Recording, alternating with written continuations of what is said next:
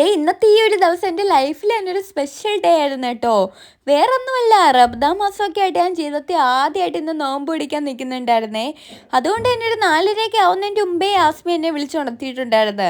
അങ്ങനെ നേരെ പോയി ഫ്രഷൊക്കെ ആയിട്ട് ഒരു കാപ്പിയൊക്കെ ഇട്ടിട്ട് പിന്നെ അത്താഴത്തിന് വേണ്ടി ചപ്പാത്തിയൊക്കെ സെറ്റ് ആക്കുന്നുണ്ടായിരുന്നു. ഇതിൻ്റെ കൂടെ കഴിക്കാനുള്ള ഒരു കറി രാത്രി തന്നെ ഉണ്ടാക്കി ഫ്രിഡ്ജിൽ വെച്ചിട്ടുണ്ടായിരുന്നേ. പിന്നെ അതൊക്കെ ചൂടാക്കി എടുത്ത് നേരെ കഴിക്കാൻ വേണ്ടി പോയിരിക്കുന്നുണ്ട്. അതൊക്കെ കഴിച്ചതിന് ശേഷം നോമ്പ് പിടിക്കാനുള്ള ഒരു നെയ്യത്തവൾ എനിക്ക് പറഞ്ഞു തന്നിട്ടുണ്ടായിരുന്നു. അതൊക്കെ ചൊല്ലിയിട്ട് വീണ്ടും ഒരു 6:30 അലാറം വെച്ചിട്ട് ഞാൻ കിടന്ന് ഉറങ്ങിയിട്ടുണ്ടായിരുന്നു.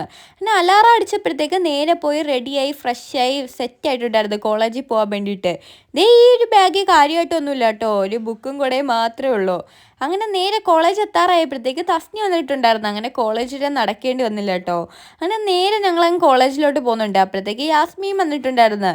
പിന്നെ ക്ലാസ്സിൽ ചെന്നപ്പോഴത്തേക്ക് ഇന്ന് പിള്ളേരൊന്നും വന്നിട്ടില്ലായിരുന്നു കേട്ടോ. ഞങ്ങൾ അറ്റൻഡൻസിന് വേണ്ടി മാത്രം കോളേജിൽ പോകുന്നേ. അങ്ങനെ അവിടെ ചെന്നപ്പോഴത്തേക്ക് ക്ലാസ് ഇല്ലാത്തതുകൊണ്ട് സെമിനാർ ഹാളിലൊരു പ്രോഗ്രാം ഉണ്ടായിരുന്നു. പിന്നെ നേരെ അതിന് പോയിട്ടുണ്ടായിരുന്നു. അതൊക്കെ കഴിഞ്ഞ് വന്ന് ഉച്ചയായപ്പോഴത്തേക്ക് ഇങ്ങ് വീട്ടിൽ പോകാൻ വേണ്ടി ഇറങ്ങിയിട്ടുണ്ടായിരുന്നേ. ഞാൻ നോമ്പ് നിൽക്കുകയാണെങ്കിലും എനിക്കിന്ന് ദാഹമോ വിശപ്പോ അങ്ങനെ ഒരു പ്രശ്നവും കാര്യമായിട്ടില്ലായിരുന്നു. അങ്ങനെ വീട്ടിൽ വന്ന് വടയൊന്ന് കിടന്ന് ഉറങ്ങിയിട്ടുണ്ടായിരുന്നു. പിന്നെ വൈകിട്ട് ഉറക്കമൊക്കെ എഴുന്നേച്ച് കുളിച്ചൊന്ന് ഫ്രഷൊക്കെ ആയിട്ട് നോമ്പ് തുറക്കുന്നുള്ള സാധനങ്ങളൊക്കെ സെറ്റാക്കാൻ വേണ്ടി പോയിട്ടുണ്ടായിരുന്നു. അങ്ങനെ ഫുഡൊക്കെ ഞാൻ ഓർഡർ ചെയ്തിട്ടുണ്ടായിരുന്നേ. പിന്നെ ഒരു വാട്ടർമെലൺ ജ്യൂസും സർബത്തും ഡേറ്റ്സും ഒക്കെ എല്ലാം എടുത്തു വെക്കുന്നുണ്ട്.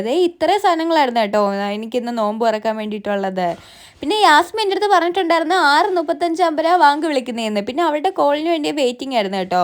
അതുവരെ എൻ്റെ മനസ്സിലുള്ള വിഷമങ്ങളും എൻ്റെ ആഗ്രഹങ്ങളൊക്കെ ഞാൻ പ്രാർത്ഥിക്കുന്നുണ്ടായിരുന്നു. അത് കഴിഞ്ഞതിന് ശേഷം യാസ്മി വിളിച്ചപ്പോഴത്തേക്ക് ഞാനും അവളും കൂടി നോമ്പ് തുറക്കാനുള്ളൊരു നെയ്യത്ത് ചൊല്ലിയിട്ടുണ്ടായിരുന്നു കേട്ടോ. അതൊക്കെ കഴിഞ്ഞതിന് ശേഷം നോമ്പ് എങ്ങനെ ഉണ്ടായിരുന്നു അവൾ ചോദിച്ചിട്ടുണ്ടായിരുന്നു. പിന്നെ അതൊക്കെ പറഞ്ഞതിന് ശേഷം അവൾ എനിക്ക് പറഞ്ഞു തന്നിട്ടുണ്ടായിരുന്നു എങ്ങനെയാണ് നോമ്പ് തുറക്കുന്നതെന്ന്. അങ്ങനെ ഫസ്റ്റ് തന്നെ ഞാൻ ഒരു 3 ഡേറ്റ്സ് കഴിക്കുന്നുണ്ട് കേട്ടോ. പിന്നെ ഒരു ഗ്ലാസ് വെള്ളവും കുടിച്ച് നോമ്പ് അങ്ങ് തുറന്നിട്ടുണ്ടായിരുന്നു. പിന്നെ പെയ്യെ പെയ്യെ ബാക്കിയുള്ള ഫുഡൊക്കെ കഴിക്കാൻ വേണ്ടി പോയിട്ടുണ്ടായിരുന്നു കേട്ടോ. അപ്പം ഇന്ന് ഇത്രയുള്ളേ. Tata bye.